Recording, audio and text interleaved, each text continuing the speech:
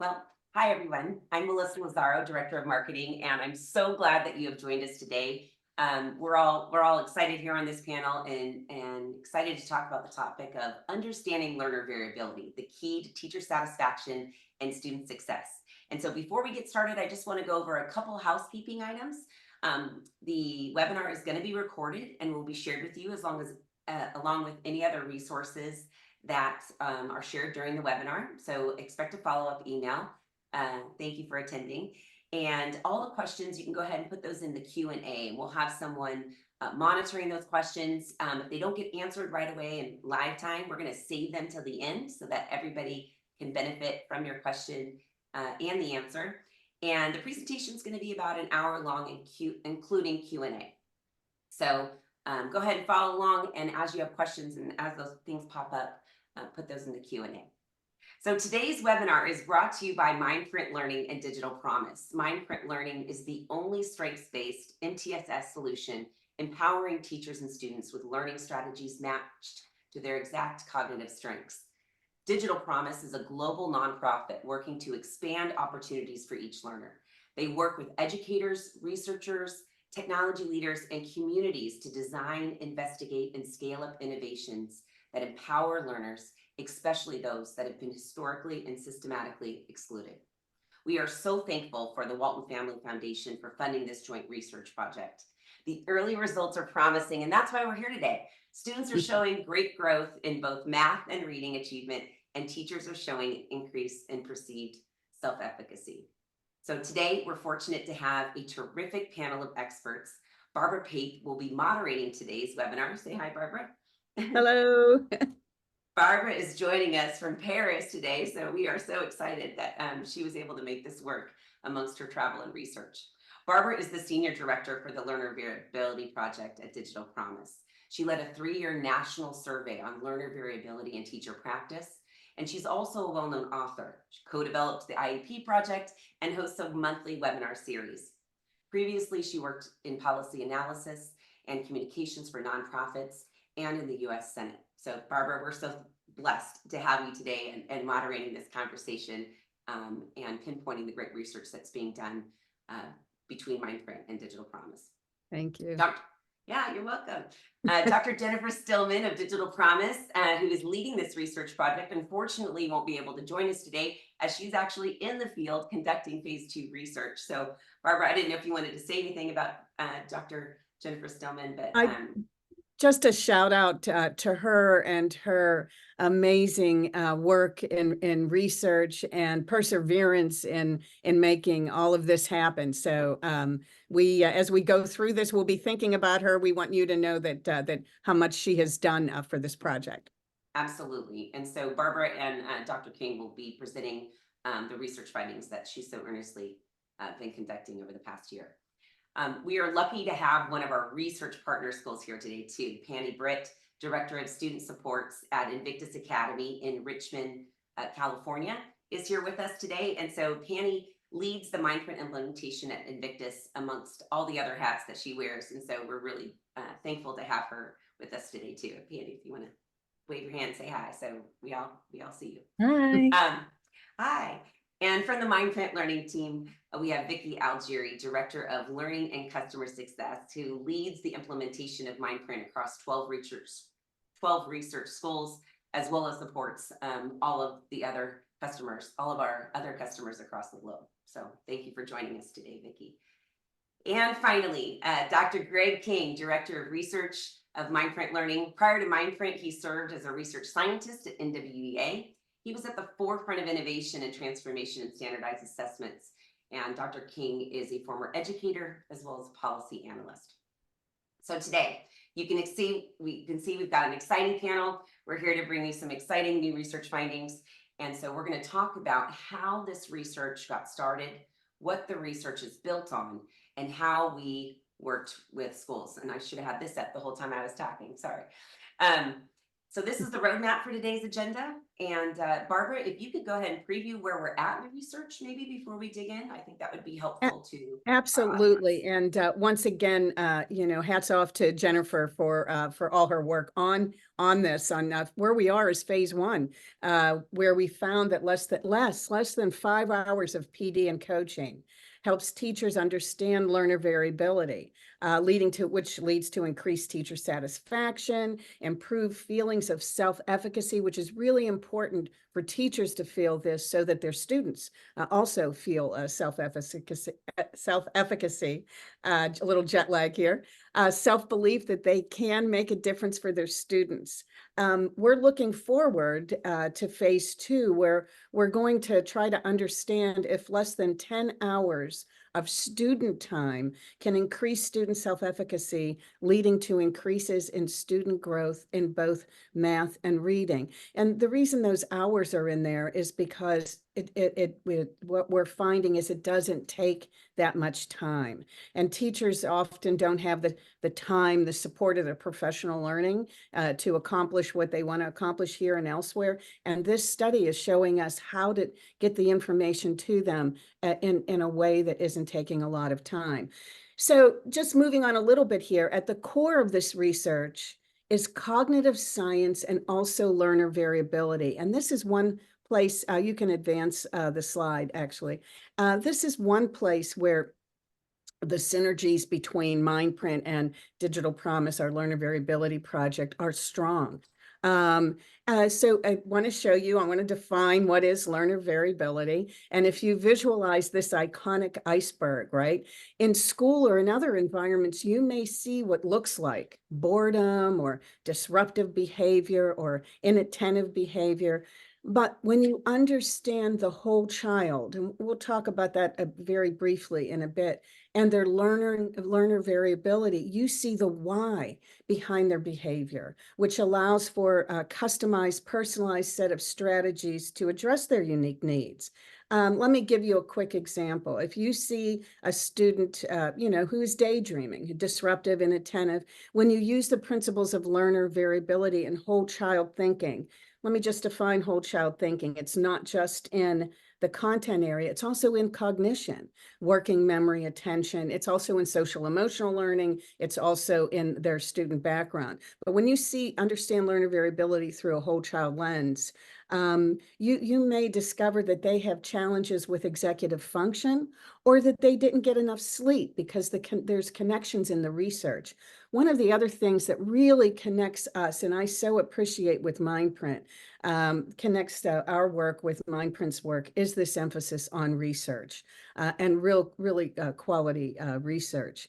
We're going to dig deeper into some of these concepts in a little bit, but if you go to the next slide, let me tell you a little bit more about learner variability. No, go back up. It's the one with the, that one. Yes, I think that's it. So what is learner variability? This was based on Todd Rose's book, The End of Average. And the important points in here, if you read what it says, learner variability is the recognition that each student has a unique set of strengths and challenges across a whole child framework that are interconnected and vary according to context. And there's a paper that I wrote, mentored by Todd Rose, I was very fortunate. And the line from the paper that gets the head nod metric that people really resonate with, right, is this one. When you understand learner variability, you see a design challenge, not a student problem. And that's where all of us here want to move to. How do we design classrooms that better meet the needs and the varied needs of a diverse group of learners? We have, now if you go to the next slide, I'm not going to open it up today. I'm glad to do it sometime later, but just so you see what to us is a whole child framework. We have a free and open source EdTech web-based tool, EdTech tool called the Learner Variability Navigator that you could use here. And domain-specific content is one of the columns in our whole child framework. Cognition, as we said, and that's a real unifying force. And we're going to hear a lot more about that today with MindPrint, social emotional learning, and student background. But right now, we're going to talk a little bit about where does Digital Promise and MindPrint intersect. We actually have a slide on that. So if you want to go down to the next one. I mentioned a few points, and here it is in a slide. Cognitive variability is really an essential point for both of us, which refers to, by the way, working memory, attention, cognitive flexibility, metacognition. Metacognition is, have you ever read something and you say, oh my gosh, what did I just read? Metacognition is learning, developing the skills so that you can pay attention and understand, comprehend what it is you're reading. Another unifying aspect, a synergy between MindPrint and Digital Promises Learner Variability Project is that students, but not only students and teachers, bring a unique set of strengths and challenges to the classroom. It's real important because we think of student learner variability. Actually, we all have learner variability. That's the Todd Rose's book, The End of Average. MindPrint Learning, and this is really cool, is the first ed tech company to specialize in cognitive variability. And LVP and MindPrint's research is focused on how teachers' understanding of students' cognitive variability can influence teacher variability. So we, once again, are incredibly excited to work with MindPrint. And one more time, a shout out to Jennifer Stillman, who is leading all of this research. Really happy for her work here. And I want to pass it on now to Greg, who is also an amazing researcher and who's going to take us through most of these slides here on our research. Take it away, Greg. Thank you so much, Barbara. And I too want to say it's been a pleasure to work with Jennifer and really kind of think through what's our theory to action. So if we go to our next slide, when we talk about learner variability, when we're talking about how that impacts the classroom, we need to start with who's in the classroom, and that's teachers and students, right? We know that there's feedback loops between how teachers teach and how students receive that teaching, and then the feedback they give back to the teacher, right? And then how that impacts the teacher's next steps in the classroom. And so that relationship that we have, we wanted to really tease out and say, how does learner variability, and you'll see we don't call it student variability, we're talking about learner variability because we are all learners. I am a learner, everyone in this webinar is a learner, every panelist is a learner, we are all learners. So how does increasing the knowledge of learner variability from a student and a teacher perspective increase everyone's self-efficacy? And then what does that look like in a practical nature when we give coaching to both teachers and students? And then how does it look like once we see that self-efficacy, that belief, once we understand how we're learning, right? We know that we're not strange. We know that we're not odd in how we do something. We know that we have superpowers. Once we start seeing that, how does that change student outcomes? Not just academic outcomes. We have academic outcomes as a variable that we're going to be measuring because that's often what we talk about, but we also think it probably will impact behavioral outcomes too, right? When we believe in ourselves, how does that change how we show up in engagement?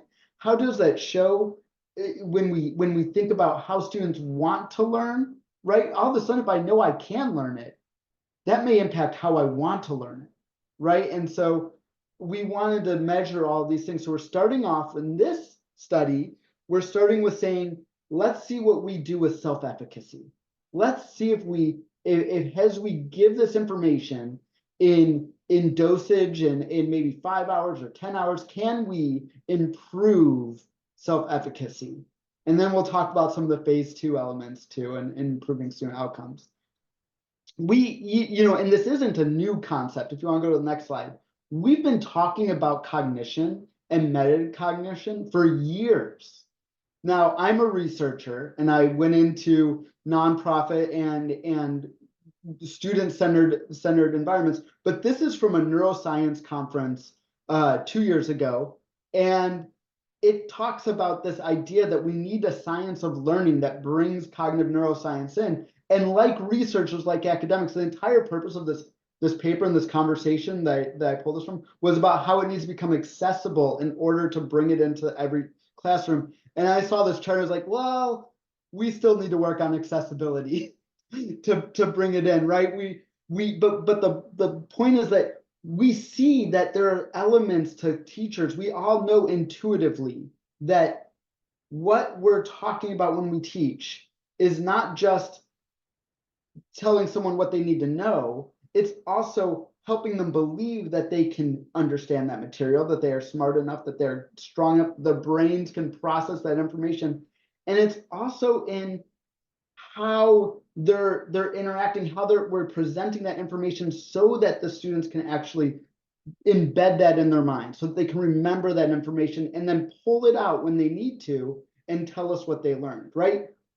But oftentimes we miss elements of that. So if we look at the next slide, all we've done at MindPrint is say, hey, we can take, cognitive neuroscience and talk about it as cognitive skills. And we could take psychology and talk about SEL. And we can take teaching and best practices and outcomes and talk about our student outcomes, right? We can do all three of those things.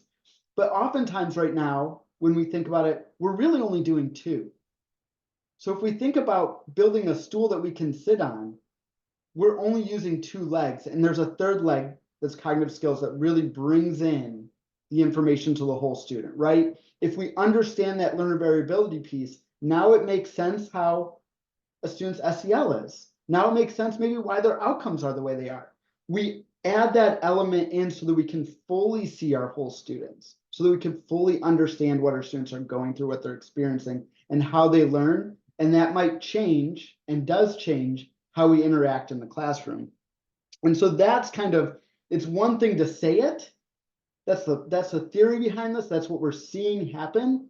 But it's another thing to actually build it. So we have to talk about the next phase of this, which is the implementation of how do we take this theory, how do we take this practice and bring it to the classroom? And I'm excited to hand off and have you all talk about that. Thank you, Greg. Now I get to share the fun part about working with the amazing teachers at our partner schools to build this whole child understanding of their students. If you go to the next slide, we'll see we're so fortunate to have partnered with these 12 schools participating in Digital Promises Study.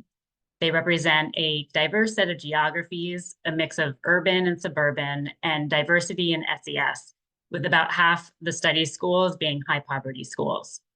And as Melissa mentioned before, we're thrilled that our partner from Invictus Academy of Richmond in California has joined us today to share her experience.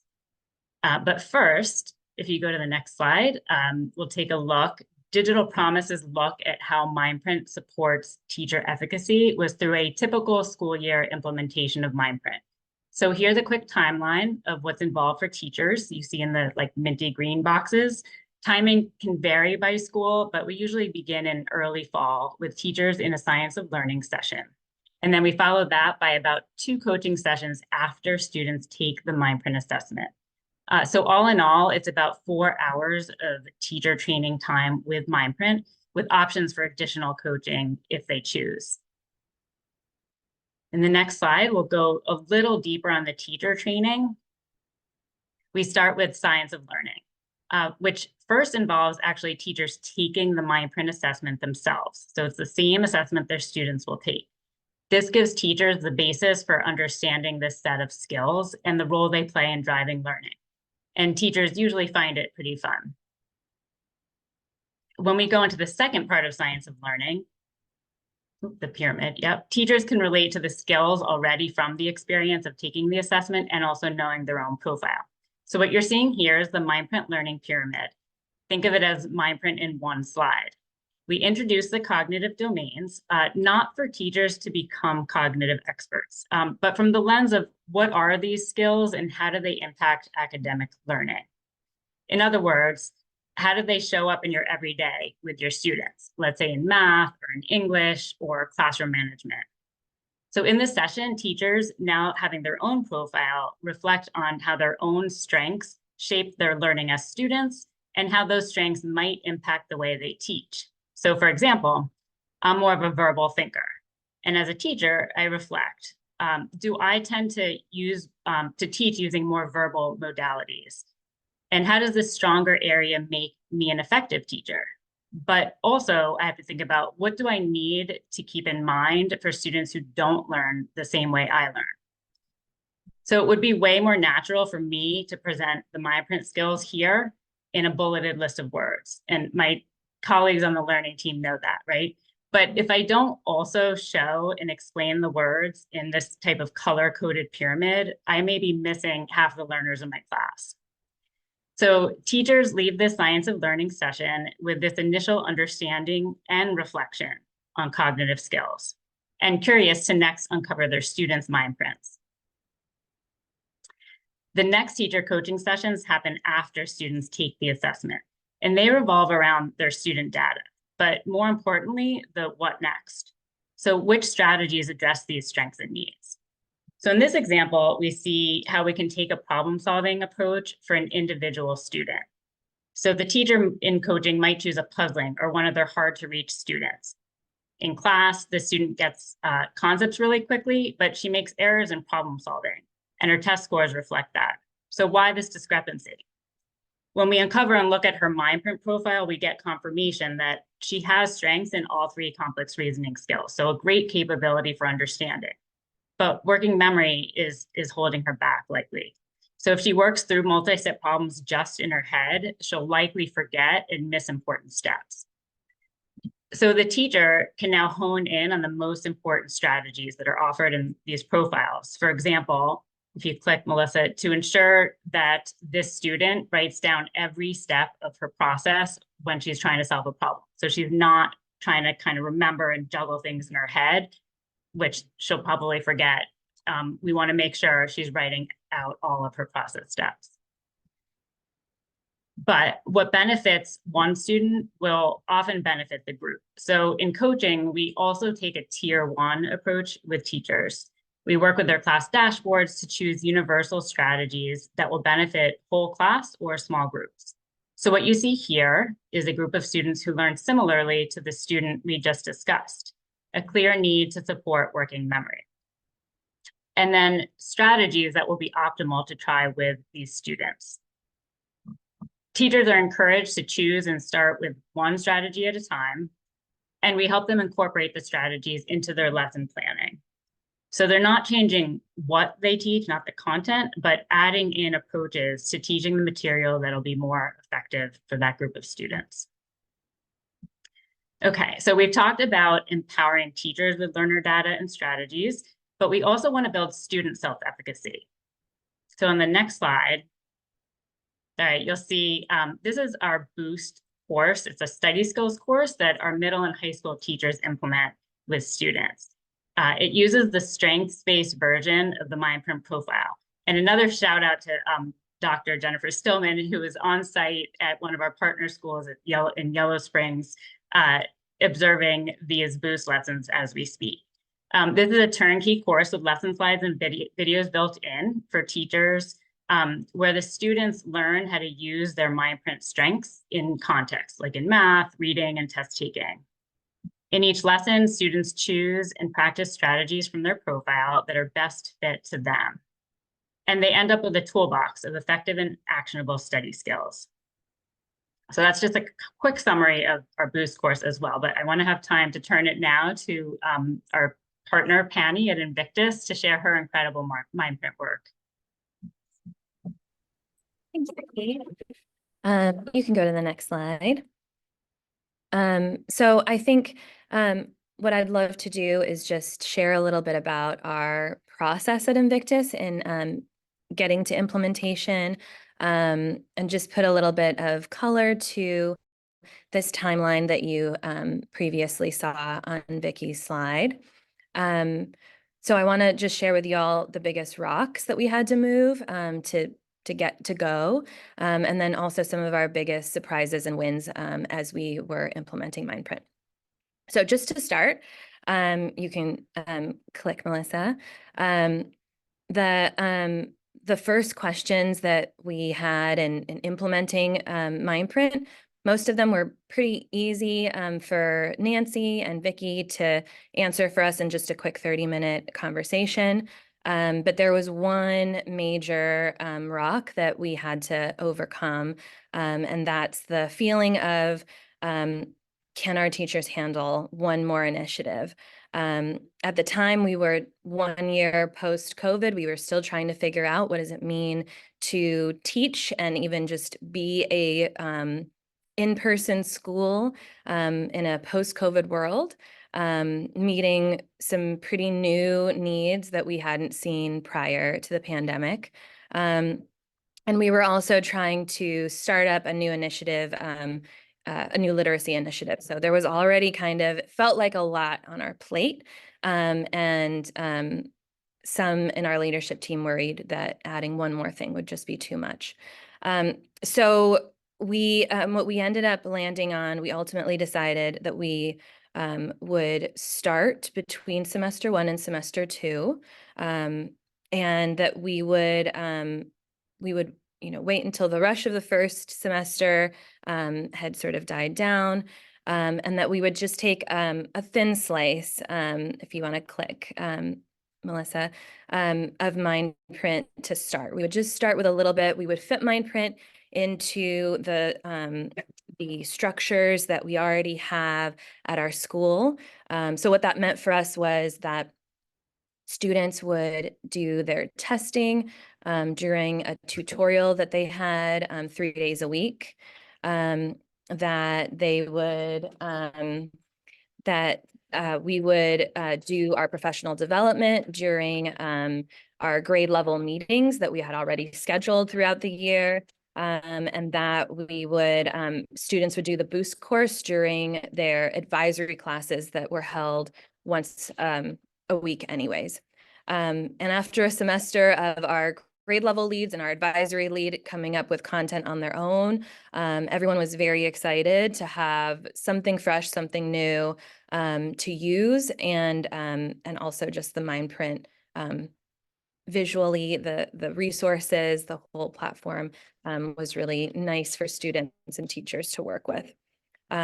So what ended up being just a quick small slice of the MindPrint cake turned into, teachers coming back for seconds and thirds. So I want to just now share some of our surprises and wins, starting with teacher empowerment. So if you go to the next slide.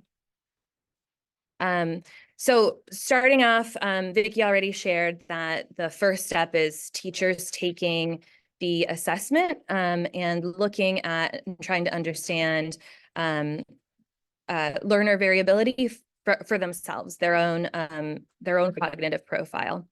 Sorry about the noise. I am currently at a school site and there's always something going on. So apologies for that.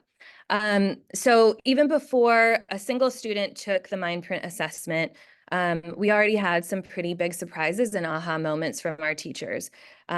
What we found as a general pattern was kind of interesting for us is that teachers' own cognitive strengths, the things that they're actually really strong at, are the point of the biggest frustration when there's a mismatch between their cognitive strengths and their students' areas of need. So I'll just even say for me, one of my personal cognitive strengths is inflexible thinking. And the thing that I found the most frustrating and the thing that I just couldn't get students to move past was when a student would give up. And that would frustrate me so much because it just was such a mismatch with how my brain works. And I couldn't describe to them, it was just sort of like, why would you do this? Because for me, it wouldn't enter my, my realm of possibility. But I want to share also a little bit about our geometry teacher last year, who was a new teacher, and was someone who had so many great strengths in the classroom. He had a great understanding of the course. He had pretty strong management skills for a new teacher.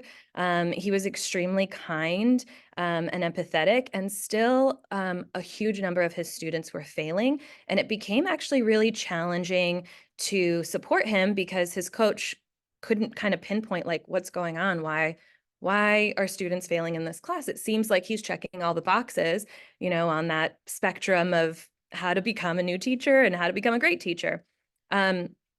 And what was interesting was after he took the MindPrint assessment, it's maybe not terribly surprising, he had pretty extreme strength in visual perception and in working memory.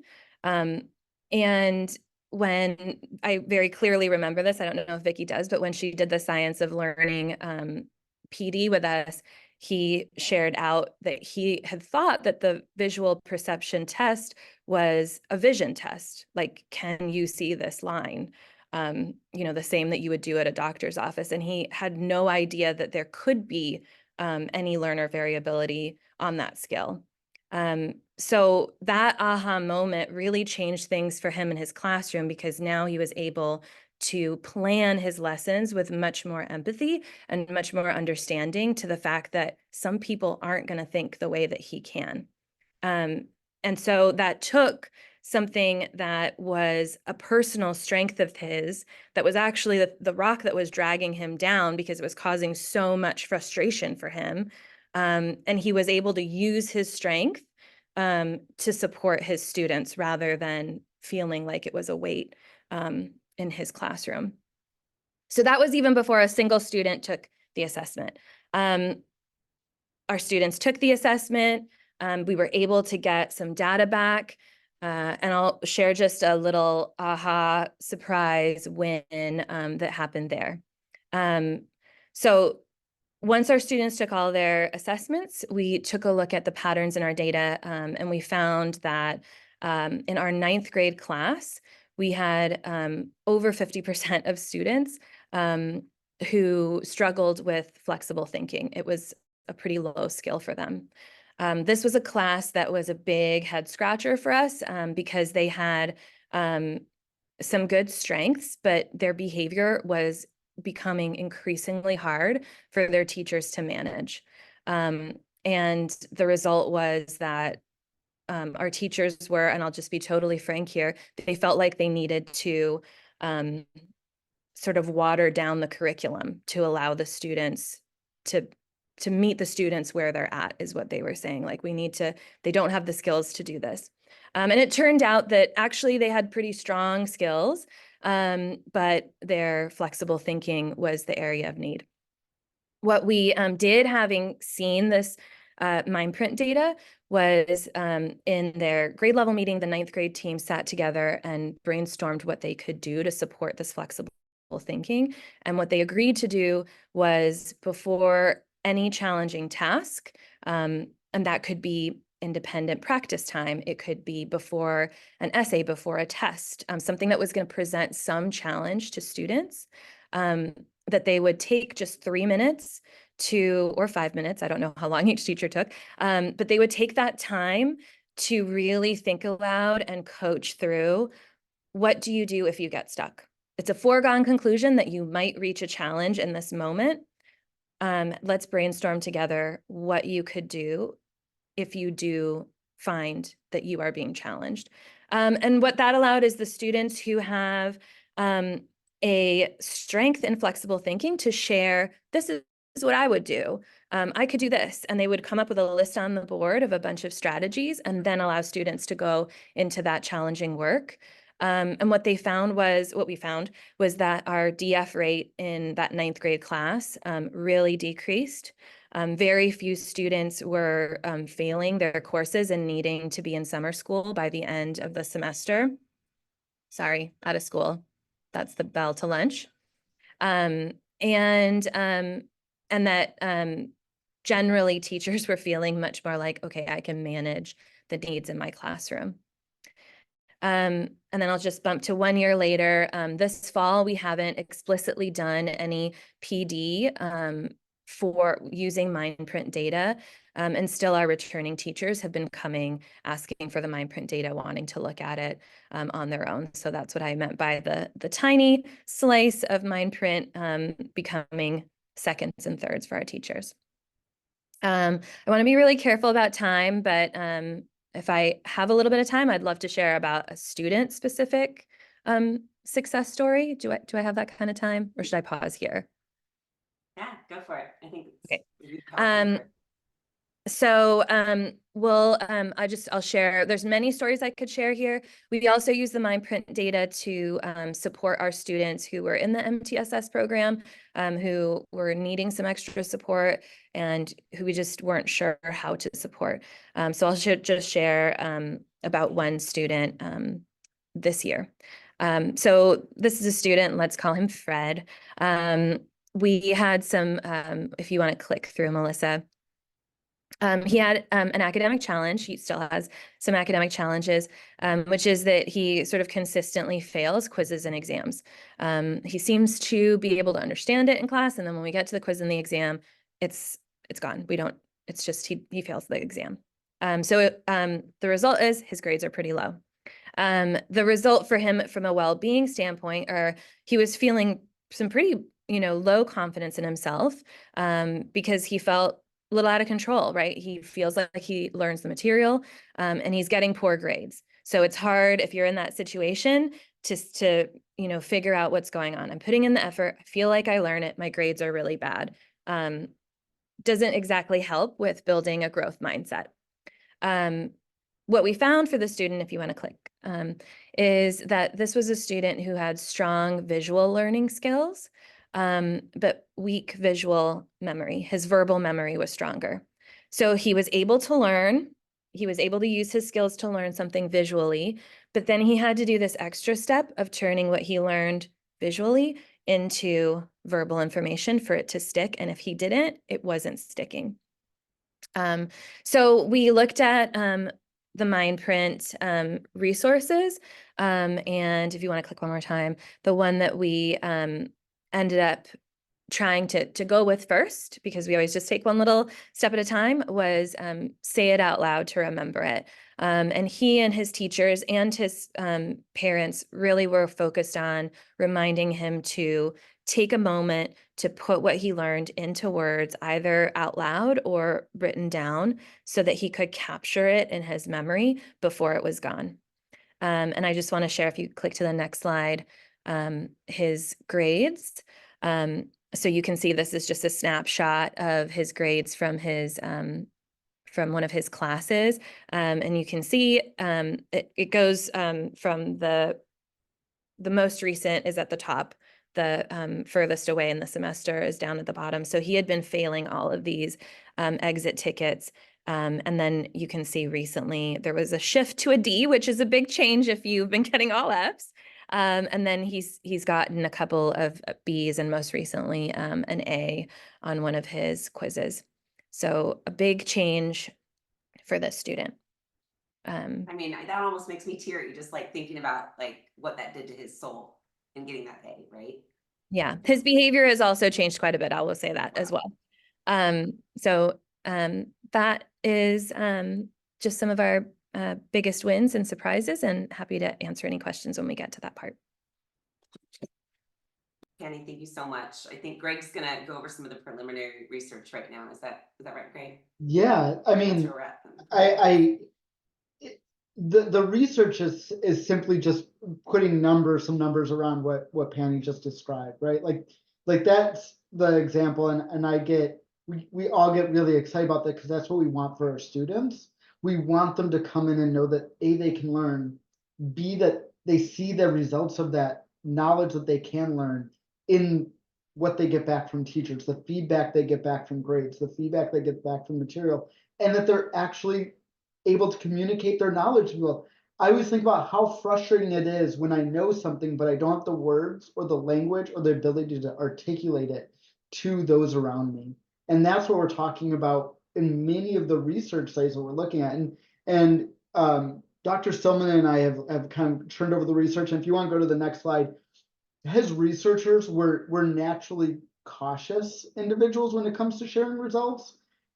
So this is early results, but at the same time, we both feel pretty strongly that to not share them is a disservice. It's a small phase 1 study, right? We're in our first phase, we're talking about 20 teachers with pre and post data that Dr. Stillman talked to, and ask the question, to what extent does teachers' use of MindPrint increase their sense of self-efficacy? And what we saw in teachers with room to grow. So some teachers are just, I already can do this at a very high level, right? So when we look at the data, when we look at teachers who have some room to grow, we saw a 67% of them increased their ability that they felt like they can now provide specific feedback about learning. That's amazing, right? 67%, 71% increased their sense of self-efficacy in that they could provide suggestions to improve learning, right? So the better, again, the better we know our students and understand, we remove that frustration from teachers. They're saying, why doesn't my child in my classroom learn this? Why aren't they understanding? And oftentimes, and I think one of our colleagues has a great example of this, of teachers they pour so much of their souls into lesson planning, and so they come in with this, I have the lesson, I've done my work, like I've thought creatively, I've put energy into creating this great class plan that's going to bring this material home. And then 2 weeks later, students are like, yeah, I don't remember any of it. And it's so discouraging. But when we give that information, like, well, here's how some of your kids are learning. Now they're like, oh, I could redo that creativity so it actually has a difference. And now I can make a difference. So this is, you can see the measure. This is a valid measure that we were using to kind of test this pre and post information. Starting with 20, now we're going to 200. So I mean, if you think about that from a qualitative, that's a huge increase in the number of teachers that we're actually going to be talking to, and Dr. Summon is talking to. And so this is a really positive result for teachers. But again, part of it is teachers and students. So if you go to the next slide, we're going to answer a question about students. Oh, one up, yeah. So for students, to what extent does learning cognitive variability increase their sense of self-efficacy, right? So it's one thing for teachers to be like, I can now teach this stuff and get it into my students' hands. It's another thing for students to say, I can learn this and I can make a difference in how I learn. And for that, we see half of the students with these two questions, and this is 186 students. So for this one, I'm like, that's a lot of students when you think about the kind of surveys that we do out there, saying half of them increase their belief that they can make a difference in their own learning, that they can improve their skills with effort and practice. That's engagement. When we talk about chronic absenteeism, when we talk about students not wanting to come to school, this is how we engage students to be in the classroom, to engage with our teachers, to engage with our material. That's a big number. If I gave any intervention to folks and I was said half are going to improve in this area, we would all be really excited about that. So that's why we're excited about this research. We're excited for phase 2. We're going to go up to 850 students with pre and post data starting in May. So we're going to have even more information, even more validity around this. And Greg, Yes, just a quick question. And these are all students being tested at the general education level. Is that right? Or Yeah. Like diverse group of schools, diverse group of students, all at the general education level. Okay. Yeah. And I think that's a pretty powerful thing. So this is all of our classrooms, right? All of our classrooms have students all over at different achievement levels, but we're working with them to increase their beliefs. And then we want to see that. And I want to go to the next slide, because the third phase in that theory of action is, will we see an improvement in student achievement scores? And we actually have another study that's looking at, is there an increase in growth? And we see that as students learn this material, the cognitive skills, we do see increases in growth when it's implemented effectively. And so we're starting to do that research alongside this to say, let's watch what happens as students engage with their own learner variability, start to get that self-belief, and then apply it to assessment scores and to their learning. So we see that 3 to 5 hours of teacher PD does create improvements. We see that self-efficacy can grow in students. Students can increase their belief. We don't have to tie ourselves to the narratives that are kind of derived from frustration with material. We can learn new things. We can increase the belief that we are math people or reading people or writing people. We can change that. And a lot of it comes down to understanding how we work and process information, and understanding some nuance. We have to increase nuance into our conversations around how kids learn. So we're still doing research on this. We wanted to share this promising research, and I'm going to turn it over to Barbara for questions and more conversation.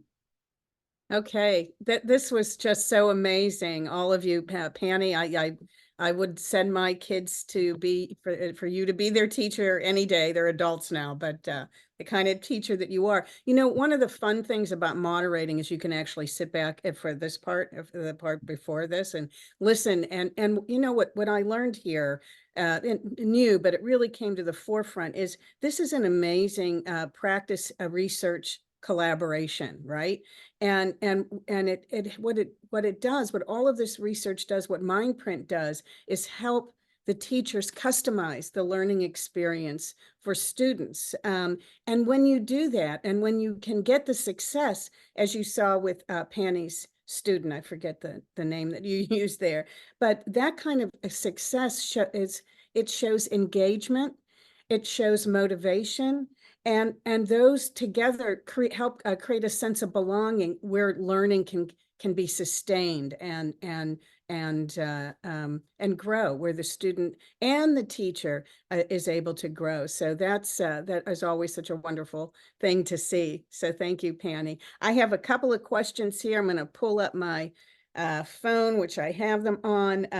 It's hard doing this out of a hotel room. You don't have all the accoutrements you usually do when you're doing this. But so the research also is so amazing and substantive. And I'm wondering, like, how and maybe well, anyone can answer this, but how do we want to invest and change going forward? What is all this information telling you about what you want to do to move forward?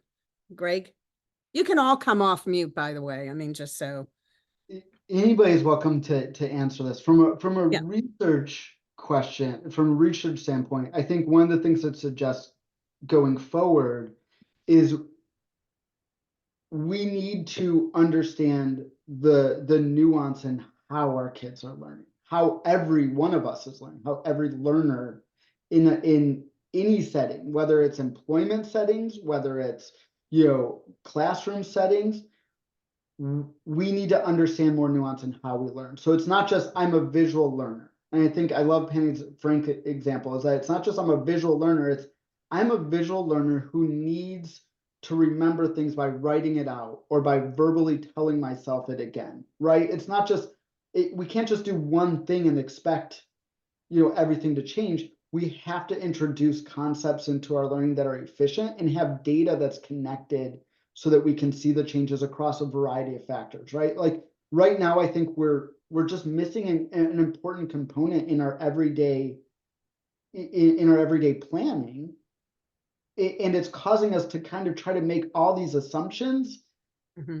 And that's really difficult. It's taxing on us. It's taxing on our students. And if we just have that data and we're able to make those connections naturally, we can create better systems for our students. We can create better workflows for our students, and we can individualize to our students far more efficiently. And then as administrators, we actually can understand our teachers better, so we can individualize to our teachers better when we need to give them information. I mean, think about the PD changes that can happen from an administration standpoint if we understand how our teachers learn. We can completely change the system of education if we actually understand how we learn and how our students are learning. Mm-hmm. Transformative. Anyone else on that question? Vicky? I was also going to say that it's not only about having the data, but it's also having the language around the data. So like students having the language around what their strengths are, and teachers understanding it the way Penny said, like what actually is spatial perception. Is it just seeing things, or is it understanding how objects relate and rotate in space? But more importantly, even the students, if they, they walk around, they know what they're having a challenge with. But once we kind of put it out there for them, they have a profile. One, they see their strengths, they boost that confidence, but also there's a little language now around, yeah, this is an area that's not as strong for me. and I know how to describe it. And my teacher understands me, so I feel heard and seen now. So I think that sort of science of learning part of it is also important for having that language.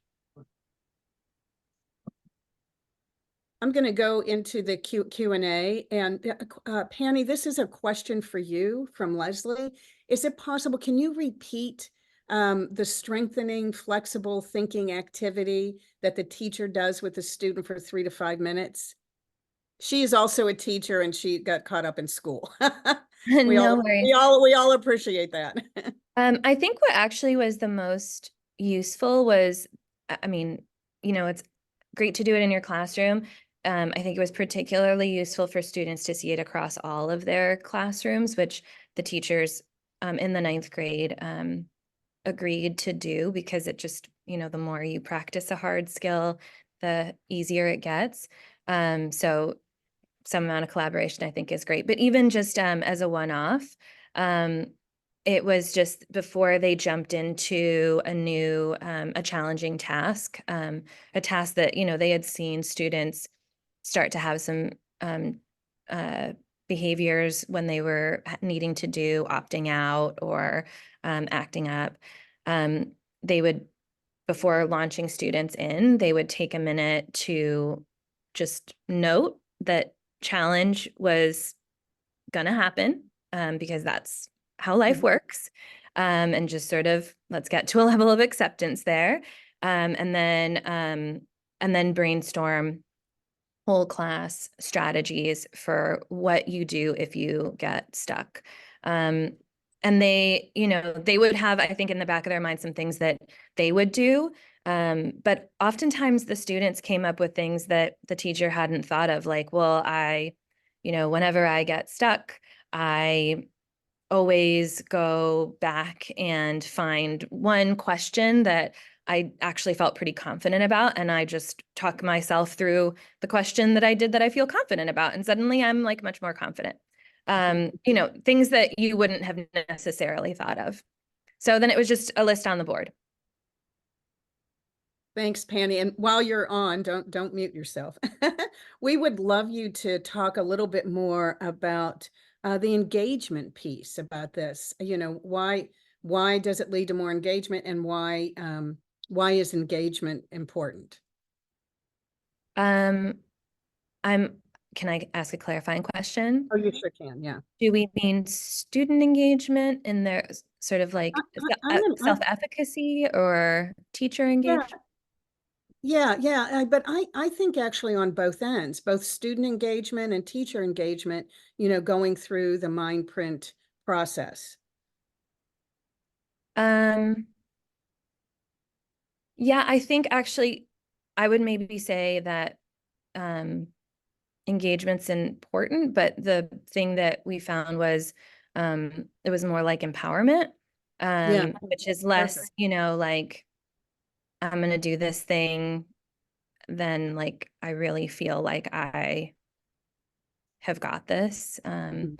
So I think yeah, I think knowing yourself and knowing how you learn is hugely important. I think it's good to know, I think it's good for teachers and for students to know this is something that I feel confident about and I can actually help others with.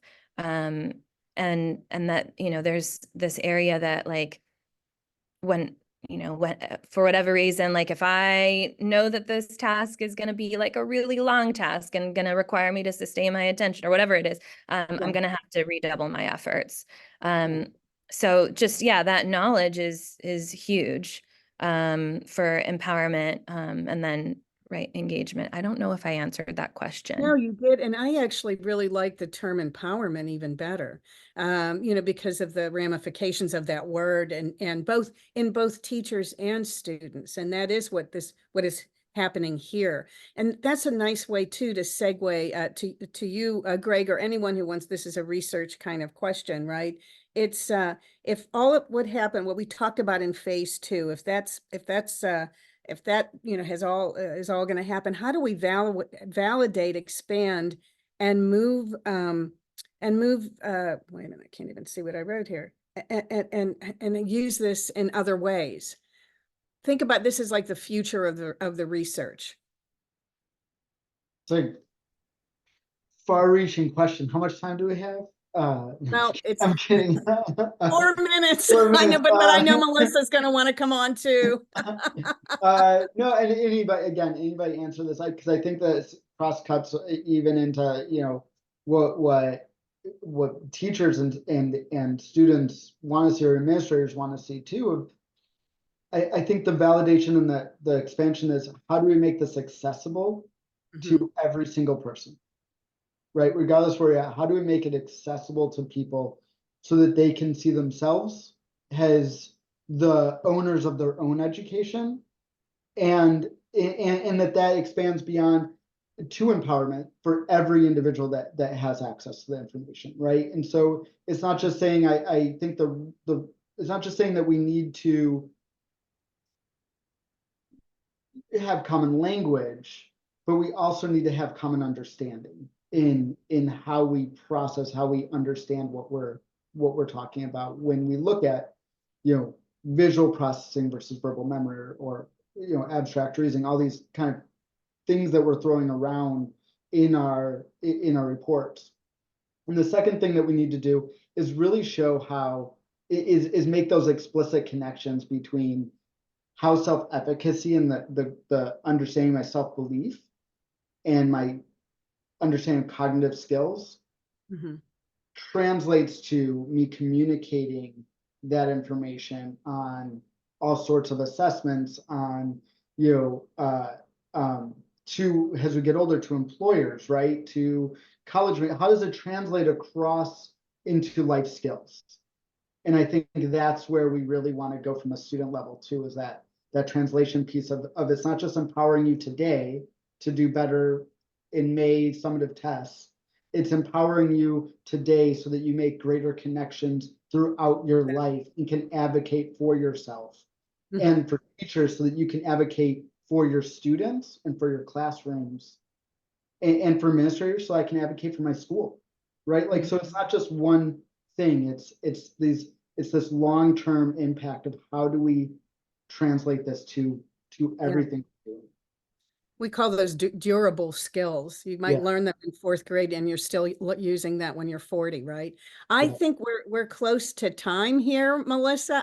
The discussion is amazing. I wish I could stay on with you for a lot longer. But Melissa, did you want to jump in? I think there's some questions you want to answer. Yeah, there's just a few questions in the Q&A, and I just wanted to say, one was about pricing, one was about introducing these concepts that we've talked about today, between the Learner Variability Project, how to maybe get involved with Digital Promise and the Learner Variability Project, how to get involved with MindPrint if this is something that you want to roll out at the school level or the district level. If you're a teacher and you're interested in the science of learning, what are the resources that are available to you to uncover these concepts? And so we're going to have a follow-up email that's going to go out to everybody that registered and attended today, along with the recording. And so we'll give us a couple days to edit the recording and put it together and put this package back to you. But we'll be happy to answer any of those questions. I know Nancy, who's our founder and CEO, graciously co-hosting today, put her email was in the chat, as well as Barbara Pape has also offered her email address to reach out directly to them,